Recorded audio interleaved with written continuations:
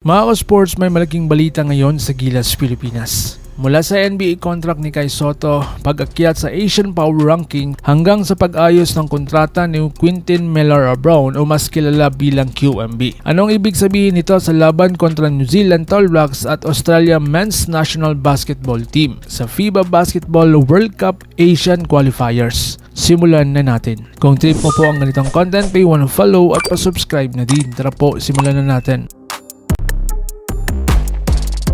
Mga ka-sports, matinding paghahanda ng ating national team. Kasalukuyang nagsasagawa ng closed-door practices ang Gilas sa Inspired Sports Academy sa Calamba. Under the system ni Team Cone, napakalinaw ang direksyon, physical preparation at defensive discipline. Hindi biro ang kalaban dahil nga ang Australia ay kilala sa kanilang NBA level physicality. Ang New Zealand naman ay discipline, structured at may European style execution. Sa second window, wala ng easy game. Ito na ang tunay na sukatan kung gaano kalayo ang narating ng ating national team. So dito naman tayo sa Power Rankings. Good news, umangat ang Pilipinas. Sa latest Asian Power Rankings, pumangatlo ang Pilipinas. Top contenders, Australia, South Korea, Pilipinas. Malaking boost ito sa moral ng team. Ibig sabihin, kinilala na ang consistency at system ng Gilas sa international stage. Pero tandaan na, ranking lang po ito. Ang tunay na laban ay sa hardwood. So, dito naman tayo sa NBA contract ni Kai Sotto. Ano ba ang totoo? Isa sa pinakamalaking usapin ngayon ang short-term NBA opportunity ni Kai Sotto.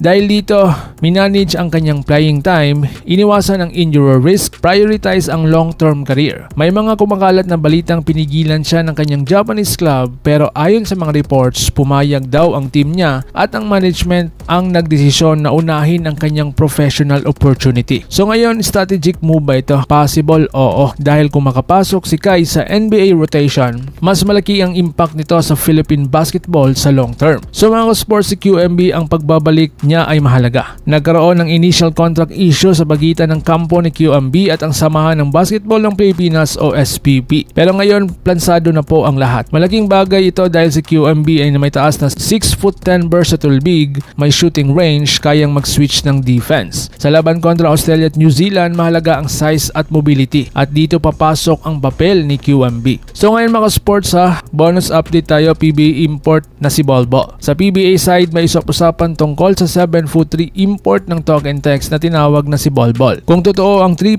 million monthly salary, isa ito sa pinakamahal na import deal sa liga. Pero ang tanong, dominance ba ang kapalit ng investment? Interesting ito mga sports dahil nagpapakita ito na tumataas din ang level ng competition sa local league habang lumalakas ang international exposure ng Gilas core players. So anong ibig sabihin nito sa Gilas? Kung pagsasamahin natin NBA exposure ni Kai, availability ni QMB, structured system ni coach team at mas mataas na Asian ranking, ibig sabihin papunta tayo sa mas matured at mas organized na Gilas program. Pero real talk Australia pa rin ang benchmark at doon natin makikita kung legend contender ba tayo sa Asia. So ngayon mga sports, sa tingin nyo, mas kailangan ba ngayon si Kai o sapat na ba ang frontline ni na QMB at Baltasar? Comment your thoughts below at babasahin ko yan. Like, share at subscribe para sa mas updated na Gilas analysis. Laban Pilipinas puso, so paano?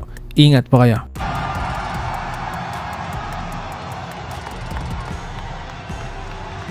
Mga ka-sports, kung hilig ninyong bumili ng mga Gilas jersey, Gilas accessories at mga gamit na pang basketball habang nanunood po kayo sa aking mga videos, kindly check this basket on this lower part ng ating video at magpa-pop up yung ating mga items sa gilid. Mga legit po yung mga items dyan and see to it po na makabili po kayo ahead of time kasi meron po yung mga discounts and mga promos depende po sa seller. And also, kunting suporta din as a content creator po. Salamat!